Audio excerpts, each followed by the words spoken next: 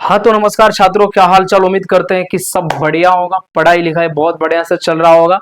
तो चलिए आज लेक्चर नंबर 8 देखते हैं। आज का class 12th subject physics, chapter number 2।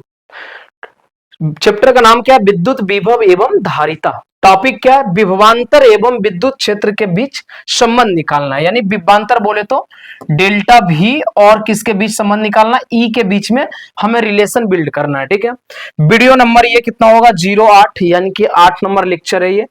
और देखिए, जिन बच्चों को नोट्स की जरूरत पड़ती है, जो नई वीडियोस देख करके बना पाते हैं नोट्स, उन्हें हैंड रिटेन नोट्स के लिए व्हाट्सएप करना होगा 8733912347 पे। मैं उन बच्चों को दिल की गहराई से धन्यवाद देना चाहता हूं जो बच्चे मुझे लगातार सपोर्ट कर रहे हैं, लाइक और शेयर कर रहे हैं। तो उन बच्चों को मैं दिल की गहराइयों से धन्यवाद देना चाहता हूं। चलिए आज का वीडियो शुरू करने से पहले मैं उन सभी बच्चों से गुजारिश करूंगा कि एक बार वीडियो को लाइक कर दीजिए, फिर हम आहिस्ता आहिस्ता आगे बढ़ेंगे। आइए। हाँ सर, तो आज का टॉपिक क्या है हम लोग का? आज का टॉपिक है विद्युत विभव या विभवांतर भी कह सकते हो, विद्युत विभवांतर भी कह सकते हो, राइट। विद्युत विभवांतर एवं क्षेत्र के बीच, क्षेत्र माने ई है ना, विद्युत क्षेत्र के बीच संबंध देखना है। ठीक है, बीच संबंध हमें बनाना है, ठीक ना। संबंध देखना, विद्युत विभवांतर यानी विभवांतर एवं विद्युत क्षेत्र के बीच में क्या देखना, हमें संबंध देखना। चलिए शुरुआत करते हैं। हम एक यहाँ पे चार्ज ले लिए, मान लिया जाए कि यहाँ पर हमने एक प्लस चार्ज ले लिया। ठीक है, कोई दिक्कत नहीं है साहब। हमने एक प्लस चार्ज लिया। अब अगर मैं यहाँ पे एक बना दूं रेखा, ठीक है, मान लिया जाए कि यहाँ पर बिंदु है, ये ओ बिंदु पे चार्ज रखा है, यहाँ बिंदु ए है और यहाँ बिंदु हमने मान लिया बी। ठीक है सर, ठीक है, बहुत बढ़िया। आइए, यहाँ पे एक परीक्षण आवेश है Q नोट, जिसको आप बताइए, मैं एक सवाल सीधी से आपसे पूछता हूं कि ये Q क्या इस परीक्षण आवेश पे बल लगाएगा या नहीं लगाएगा? जवाब होगा जी सर, बिल्कुल बल लगाएगा। मेरा फिर से एक बार सवाल होगा कि आप एक बार ये मुझे बता दो कि इसकी डायरेक्शन क्या होएगा। अगर बल लगाएगा तो इसकी डायरेक्शन क्या होगा? इधर, है ना। ये इस पर बल इधर लगाएगा, है ना। मैं यहाँ पे लिख देता हूं कि ये बल कितना लगाएगा, ये बल F लगाएगा, है ना, F। ये F फोर्स इधर लगाएगा, ठीक है, ये विद्युत बल है। ठीक है साहब, मैंने मान लिया कि बल इस पर कितना लग रहा है, F। कौन लगा रहा है? Q लगा रहा है। लेकिन मैं इसके विरुद्ध इधर इस पर बल लगाऊं, बल लगाऊं इसके विरुद्ध, तो हमें कार्य करना पड़ेगा। अगर मैं आपसे पूछूं कि हमें कितना कार्य करना पड़ेगा, क्या आप बता सकते हैं? तो आप पूछोगे सर दूरी कितना तय करेंगे। मैं मान लेता हूं कि ये टोटल डिस्टेंस R है, तो ये छोटा सा दूरी होगी हमारा dr। मैं अब आपसे सवाल करता हूं, बताइए कार्य बराबर क्या होता है? कार्य बराबर होता है बल गुणे विस्थापन। कार्य बराबर क्या होता है? बल गुणे विस्थापन।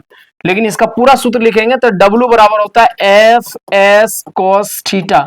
इसका मतलब हुआ F मतलब बल। बताइए बल कितना लग रहा है? आप बोलोगे सर ऑब्वियस सी बात है F ही लग रहा है। S माने विस्थापन, आपने विस्थापित कितना किया? dr। तो S के जगह पर मैं लिख देता हूं dr।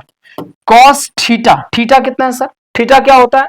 बल और विस्थापन के बीच का कोण। बल इस डायरेक्शन में है और विस्थापन इस डायरेक्शन में है, तो एंगल कितना होगा? 180 डिग्री। मैं लिख देता हूं यहाँ पे 180 डिग्री। W बराबर F इंटू डी आर, इसका मान कितना होगा? cos 180 डिग्री का मान कितना होगा? -1। बिल्कुल सही, -1 होता है। W बराबर ये क्या हो जाएगा?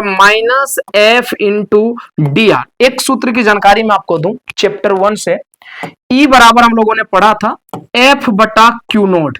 याद करिए, E बराबर क्या पढ़ा था? F बटा Q नोट। क्या मैं F बराबर लिख सकता हूं E into Q note cross multiply करके? यस। तो W बराबर -F, F के जगह पर क्या लिख सकता हूं? E into Q note into D R. यह निकल गया समीकरण 1 वर्क का।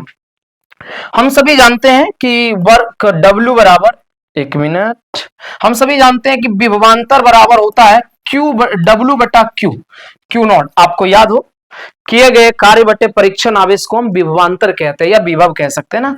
तो DV बराबर, सॉरी DV नहीं बल्कि W बराबर क्या होगा? तो आप सीधा बोलोगे कि सर बहुत सिंपल है, क्रॉस मल्टीप्लाई कर लो इसका, तो बोलोगे DV इंटू Q नॉट। मैं बोलूंगा ये समीकरण नंबर हो गया 2। समीकरण 1 व 2 से अगर आप ध्यान दें 1 व 2 से, बहुत सिंपल सी बात है, 1 और 2 को आप देखिए तो इसका LHS क्या है W, इसका भी LHS का W, यानी दोनों किसका कार्य का सूत्र है। अब मैं दोनों का RHS बराबर करना चाहूं तो बराबर हो सकता है, बिल्कुल हो सकता है, minus E into Q node into D R बराबर इधर क्या है DV और इंटू क्या है क्यू नोड इधर भी, क्यू नोड इधर भी कट जाता है, बच क्या जाता है, इसको मैं लिख सकता हूं E गुने माइनस डी आर बराबर DV, माइनस डी आर जो इधर गुना में उधर ले जाएंगे तो भागा में आ जाएगा, E बराबर हो जाएगा DV बटा माइनस डी आर, अर्थात E बराबर सूत्र क्या बन गया माइनस DV बटा डी आर। ठीक है, ये दोनों के बीच में संबंध है। इन संबंध के बारे में हम क्या लिख सकते हैं, यहाँ पे मैं एक स्टेटमेंट लिख देता हूं, एक स्टेटमेंट, यहाँ पे एक स्टेटमेंट लिखना है ना, अच्छा लिख देता हूं, ठीक है, इसमें स्टेटमेंट नहीं आएगा, चलिए मैं ऐसे ही लिख देता हूं स्टेटमेंट, यहाँ पे नोट करके लिख लीजिएगा। ये क्या है, ई क्या है, विद्युत क्षेत्र की तीव्रता, इसको क्या बोलेंगे, विद्युत क्षेत्र की तीव्रता, है ना, विद्युत क्षेत्र की तीव्रता, ठीक बात। विद्युत क्षेत्र की तीव्रता विभवांतर के ऋणात्मक प्रवणता होती है, विभवांतर बोले तो डेल्टा भी है ना, विभवांतर के ऋणात्मक प्रवणता होती है, ऋणात्मक प्रवणता होती है। इसका क्या अर्थ हुआ, इसका अर्थ हुआ ऋणात्मक मतलब माइनस और डीवी माने दर, इसके आधार पर मात्रक भी आप निकाल सकते हैं ना। चलिए आगे एक पृष्ठ ले लेते हैं, सूत्र क्या आया है, E बराबर माइनस DV बटा DR। इस आधार पर अगर आप मात्रक निकालना चाहे तो मात्रक क्या निकाल सकते हैं, ठीक है, इसके आधार पर अगर आप चाहे कि मात्रक निकालें, एक बार फ्रेम चेक कर लो, चलिए बढ़िया। इस आधार पर अगर आप मात्रक निकालना चाहें E का, यानी कि विद्युत क्षेत्र का मात्रक निकालना चाहे आप, यहां से क्या निकलेगा, मात्रक क्या निकलेगा, देखिए डीवी का क्या होता है, वोल्ट होता है ना, और दूरी का क्या होता है, मीटर होता है, यानी वोल्ट प्रति मीटर, अर्थात ई का एक और मात्रक हम लोग जानते हैं फर्स्ट लेसन के हिसाब से, विद्युत क्षेत्र का एक मात्रक और जानते हैं और वो है न्यूटन प्रति कूलम, अर्थात 1 न्यूटन बटा 1 मीटर बराबर क्या लिख सकते हैं, 1 वोल्ट अब बटा 1 मीटर, है ना, 1 मीटर बटा 1 वोल्ट भी लिख सकते हैं, नहीं एक माफ कीजिएगा, इसका जो एक अन्य मात्रक होता है ना वो न्यूटन पर कूलम होता है, यहाँ मैंने मीटर लिखा, न्यूटन प्रति कूलम बराबर 1 वोल्ट पर 1 मीटर लिख सकते हैं, बिल्कुल लिख सकते हैं। तो याद रखिएगा कि विद्युत क्षेत्र का एक और मात्रक होता है जो क्या है, वोल्ट प्रति मीटर भी है, तो इस चीज का ध्यान रखिएगा।